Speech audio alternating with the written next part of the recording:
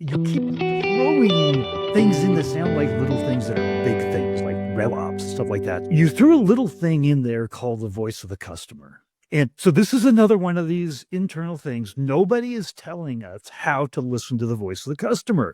Nobody's telling us how important it is, how to operationalize it.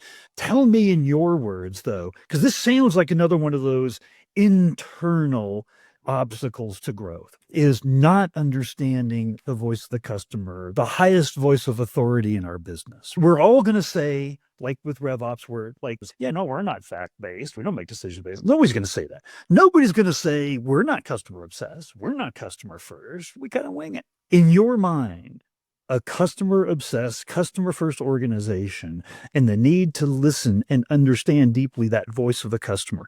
How important is that? So for us, we're a staffing business at the baseline. So customer obsession. So we break it down two ways: customer excellence and customer and candidate excellence. And what that means to us is we don't always have to win. We're not going to be the biggest firm. We're not going to have all the resources, but we will 100% be your favorite firm to work with. And all of our process and our operating procedures are behind that. The CEO here gave a quote in one of the quarterly meetings, and I actually think I want to attribute it to the quarterback of the University of Alabama. And he said, we're going to prepare like we've never won, and we're going to present like we've never lost. And that's like a moniker. It's become like a quote here over the last month or two. Back to that like favorite component. Again, if you have trust in your organization, you have trust in your processes, you have trust in your product and your services, it's very easy to be excellent with your customers and your candidates because you have the data, you have the content that helps them. We encourage our teams to say, hey, we can't help you, but we know someone who will, or we know someone who can, and we'd be happy to facilitate that. And that 20 years ago, I think when people said, be a trusted advisor to the business, trusted advisor, I think that got washed out years and years ago, or at least the terminology just got old and people stopped listening to it or working behind it. If you are that trusted advisor, let's take trusted advisor out. Let's call it industry expert. If you are that industry expert to them, you'll always be their favorite. We provide data that's not asked for. We provide industry trends that's not asked for. We will sit with new clients and say, what you're trying to do is against industry standards. Here's why. We're happy to work through the process in which you've laid out, but we feel that if you went this, you'd have a better outcome and it would be easier for your team. Do they take us up on that? Sometimes, not all the time, but I can promise you that goes a very long way to customer excellence when they feel like they have a sounding board and they feel like they have someone who's like in the fight with them. Because too often now it's transactional, and I hate saying that. It's a vendor relationship. No offense to people in this line of work, but I've always used it this way. If you run a large manufacturing plant and you have soda machines in the cafeteria, you probably don't really care if it's Coke or Pepsi.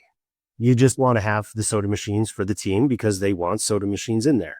If you want to be a trusted advisor to the business, you can't operate and treat the customer like you're managing their soda machines in their cafeteria. You have to be impactful.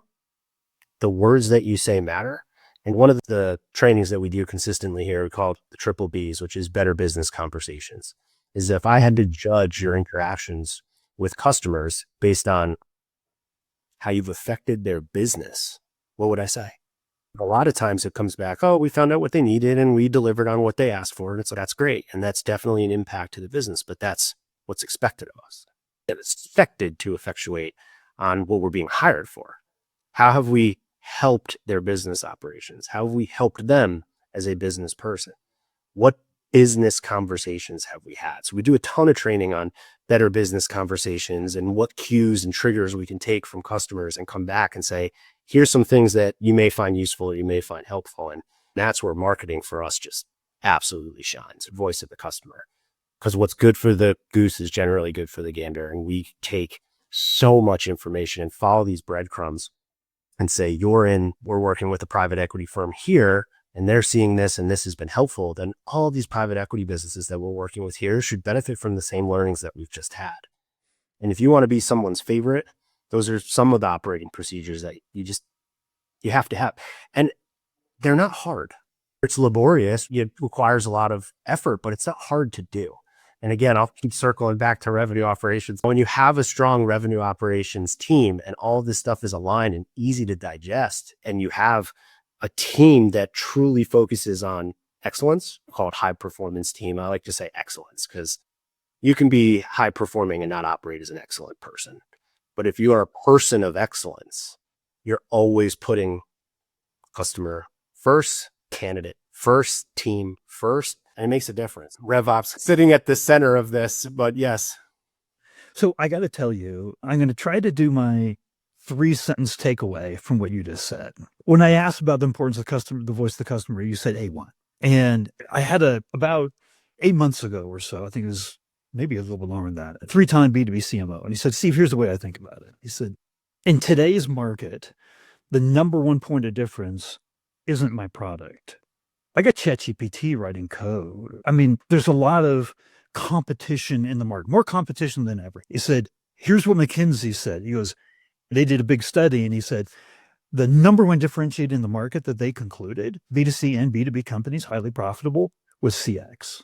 The experience that we create for our customers. And he said, if I know my customer better than my competition, guess what? I'm going to be that industry expert. I'm going to create that experience where they feel like I am impacting, now I'm using some of your words, and I am impacting their business. This to me seems like a foundational thing. We all know we need to understand the voice of the customer, but we don't actually operationalize it. You said it's easy to do. It takes work. We got to do the work, right? In order to come into a meeting and not be the vendor selling, but be the peer, be the colleague that's talking about them and their business and having that kind of conversation like we're having right now. We both have different points of view when we're sharing and we're adding to the industry conversation. That's my takeaway of what you just said. I think you nailed it. And whoever that CMO was that you talked to 8 months ago, I would love to talk to them because that sounds fantastic. But yeah, it's true. And I go back to excellence and being the favorite and not being the vendor. And I tell our sales team, I tell anyone who's client facing, don't go in worrying about the sale and the outcome. Go in worrying about being able to provide them something that they don't have right now. And if that's an insight, if that's market research, if that's just, hey, I've worked with businesses like yours and these are the experiences that we've had. Do these line up with what's going on with you? And if they say no, you have immediate actionable information for them. And for you, it's an experience you had a few months ago. For them, it's insights they don't get freely. We sit in a beautiful position as talent acquisition, recruitment, and staffing professionals. We work with so many businesses and so many C-suites across just almost any industry that the learnings that we can share, it would take huge market research teams to be able to pull the stuff that we just fall backwards into every day by operating our business. So how do you operationalize that? You have strong feedback loops. You have a RevOps teams that keeps these breadcrumbs trickling in and that they're going from sales to marketing. And what marketing is learning is going to sales. And for me, that sales marketing feedback loop is really like how you take that from a friction point, which it generally is, to a feedback loop. Because if they're operating in silos, the only people that lose are the customers or the prospects. If they're operating in silos, the team's going to have friction. There's going to be hopefully healthy friction within the organization. But the true people that suffer are the people who are supposed to be getting the most value from your product or service. Again, I'll keep going back to RevOps. I might as well call this like the RevOps podcast, but revenue operations keeps those trains moving on time.